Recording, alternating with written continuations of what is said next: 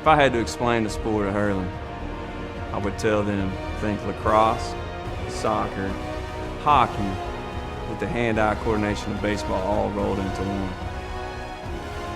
You basically run around with a 3-foot battle axe and hit cherry bombs through uprights. I was one of the co-founders. I helped get it started, and I think my first tournament was 2016.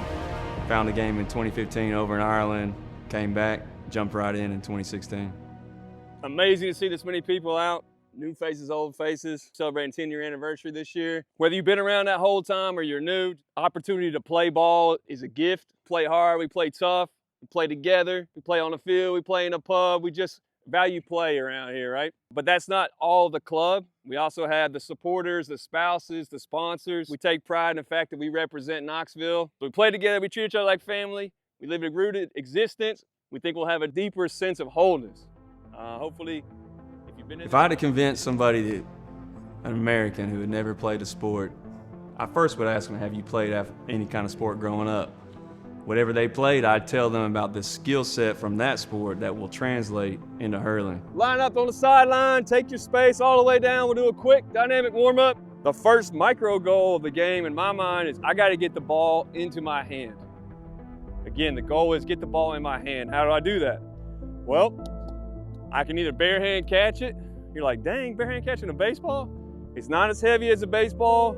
We want to kind of like give with it a little bit. When you catch it, it's kind of this eagle claw thing, right? Right where the fingers meet the palm. That's kind of where you're gonna catch it, and you want to kind of absorb it a little bit. So, get the ball in my hand. I either bare hand catch it, I might deflect it, first touch it with the hurl into my hand, or then there's a lift. There's two kinds of lifts. There's so many new skills that you have to learn that are new. And that first time you start to execute the new skill set of hurling, first time you run and just rip one over the bar, it's such a gratifying, satisfying feeling. Then I'd also start to talk to them about the good people we have in our club. The sport itself is extremely fun. You don't get in shape to play hurling, you play hurling to get in shape. So it gets me off my phone, gets me off the couch, but it gets me connected to people. It's about friendship. Exercise, motivation, fun, and fitness. It'll make you a healthier, more holistic person, honestly.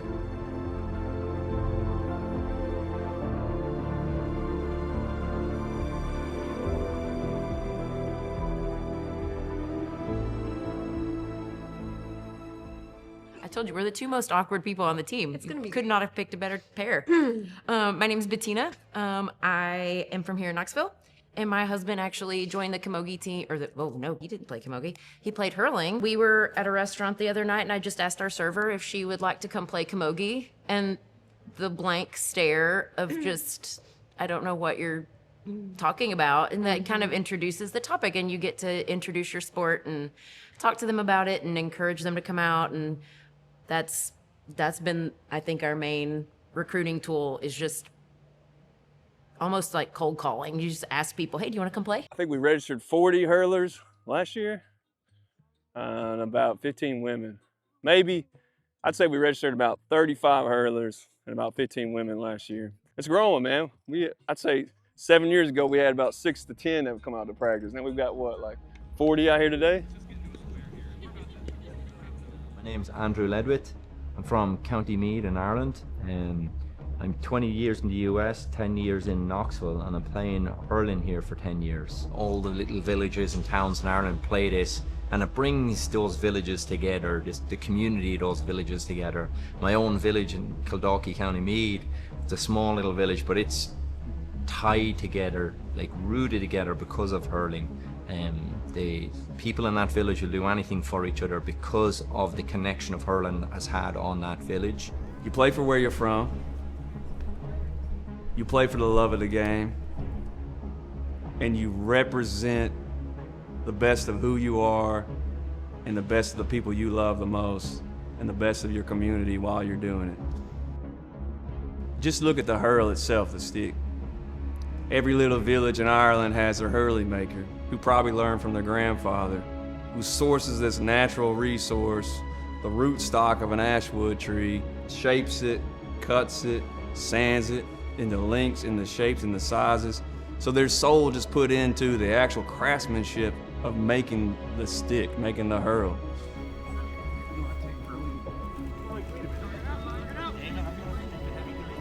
I also like to try and mirror it across and say, talk about how it would be nice to, I think America could do with a little bit more in that. Things where small rural towns and villages could have something they could latch onto, especially, men or women post-collegiately find there's a void there for what do they do next after they finish college sports, come back home or they're around their home. What do they do next when they hit those ages? Because people need competition in their life. It's the best sport in the world because it combines grace and power, skill and strength. You could say it takes every American sport and rolls it into one, but we really have, you could deduce every American sport from hurling. Get on there. Stay with it, Brogan. Hey, off the ball, yeah. And it's ancient. It's 2,000 or 3,000 years old. It's been written into the history of an Irish country that has a proud history. And then now it's spreading its roots across the entire globe. So it's like ancient and new all at once. It's fresh and old, tried and true. I love this game, man. Oh, you want to sit with me? Sorry, Finn. Is that okay? Why is it important for me to play hurling in America? Well, I suppose Finn arriving here is a good timing because settling in America, having kids, raising a family here, and being able to show them my Irish roots on the doorstep here is fantastic. It also brings me home a little bit every week when I get to play with, my friends here now in Knoxville, and I get to spread that, and it feels special to share hurling with the locals and the people who've come to Knoxville. Building a community that wasn't here before in Knoxville feels very special. I was invited to play hurling by Ben Conaway, who we were at a friend's birthday party, and he had learned about the game, invited me to play, thought I would be good at it. My first reaction was, I'm not interested in playing Quidditch. I mean, it would be cool. Yeah, definitely. It just comes down to, is there enough?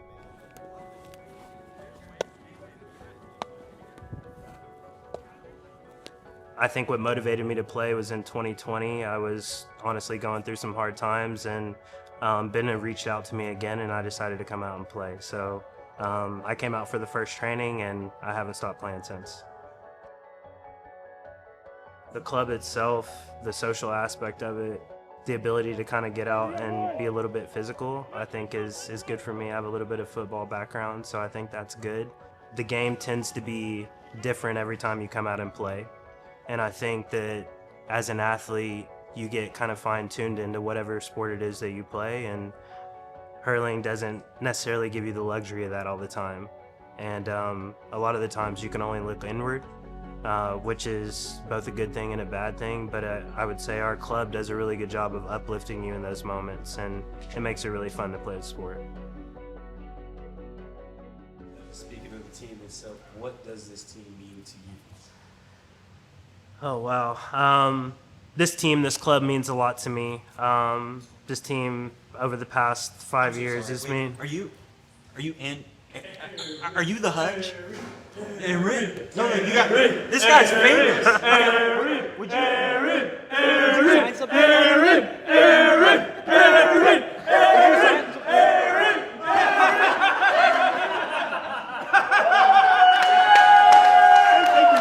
Thank you so much. Hey, here's your pen.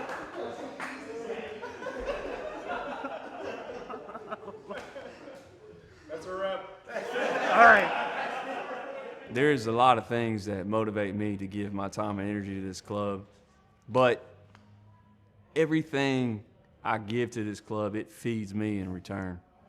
It makes me physically, relationally, and honestly even spiritually healthier to be a part of this club, to have the relationships within this club. There isn't a return on my investment.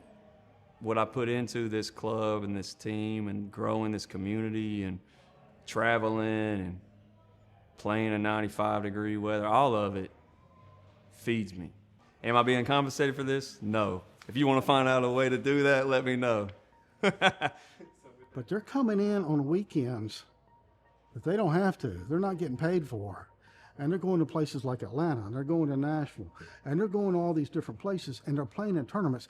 So they're getting beat up at drill, which they expect, but getting beat up on your own dime in another city that you got to travel to, they got to want to do that. It's all-inclusive. We want anybody and everybody to come out, and then we can always teach them the skills. What makes someone dedicate time, whether it's playing or reffing or just being an administrator for the club? The club is not the team that's on the field. That's just the players, the people who are showing up to training, the people who are able to travel. But the club is more. The club is your support system. It's your family that's allowing you that time to go dedicate to it.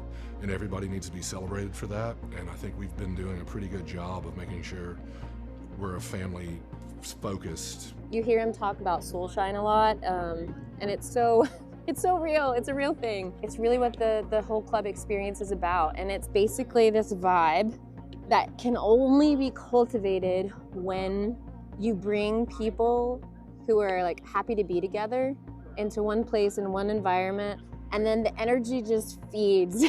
Yeah, he's the heart of the club. I don't think he's going anywhere. He'll always be around, but I don't think this club would be what it is without him, for sure. Bringing out what skill set these athletes have from their American sporting background, and then giving them confidence to get going, get started, but then building up the new skills, the new skill set from the ancient Irish sport. To swing it down, load it up, and then swing through. And if you're same thing backhand, load it up, toss underneath, swing through. So around the corner, I load my hurl, swing through. I heard you mention the transition of other sports, the skills from other sports into hurling. How well do those skills translate into hurling? American sports are kind of a breakdown or a delineation of hurling itself. So I think every sport can bring a certain level, certain skill set. Coaching hurling, you gotta help people understand this is an avenue for creative expression. This is an avenue to represent things that you value in life, things that motivate you, the things that you think are worthwhile. You can express that through sport. Oh man,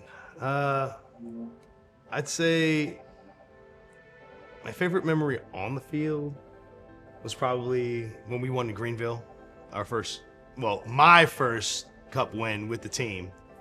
And off the field, I'd have to say it was probably right after we won divisionals. It was really good, just the camaraderie outside of the team, everything we overcome to actually win that game and everything else. And it was, the energy was completely different from any other tournament or anything we've won before. It was fun, definitely.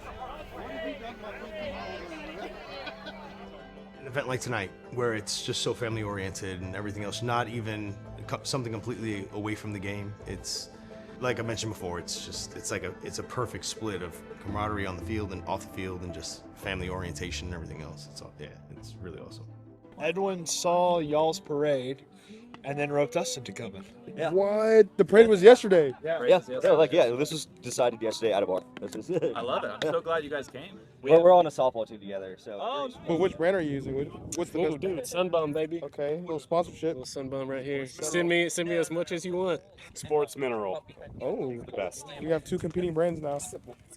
And a whole bunch of Gatorade packets. Yeah, dude, help yourself. No, I'm good. Please take them. I'm trying to get rid of them today. I'm feeling good. I'm feeling yesterday a little bit, but that's kind of part of it. It's on the parade? Yeah.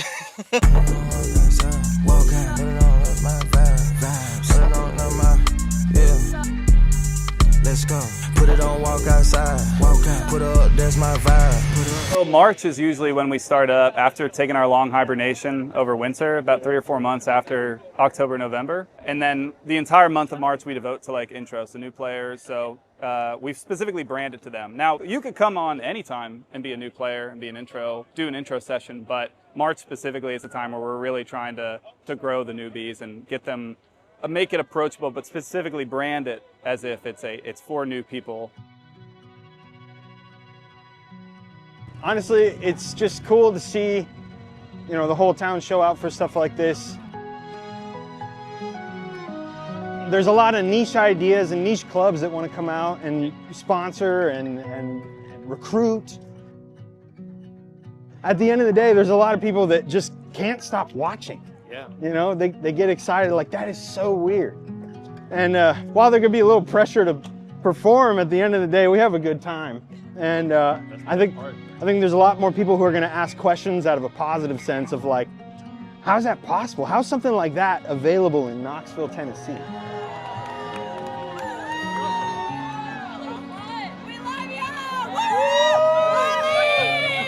This town's got a lot bigger culture than its population size, if you know what I mean, you know? There's a lot going on here. And next we have the Knoxville Gaelic Athletic Club. Hi, folks. An inclusive men's and women's adult sport and social club that plays the Irish sport of hurling.